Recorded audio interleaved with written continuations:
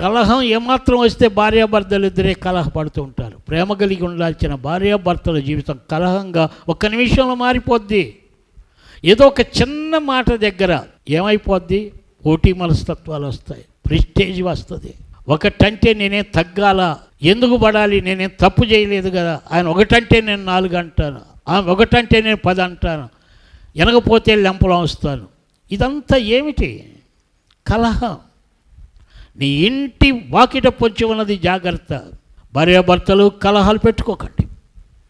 సైతాను కలహాలు మీ ఇంటి ముందే పిచ్చాడు, ఎక్కడో కాదు.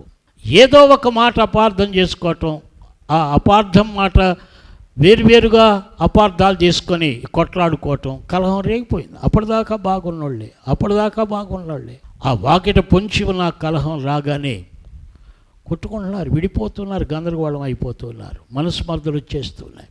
గ్రహించండి దేవుని పిల్లలు, భార్యాభర్తలు ఎప్పుడు కూడా ప్రేమ కలిగి ఉండండి, కానీ కలహాలకు కాలుదువద్దు.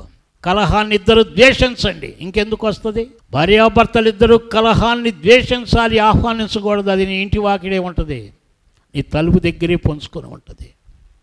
సమయం దొరికితే లోపలికి రావటానికి రెడీగా ఉంటుంది.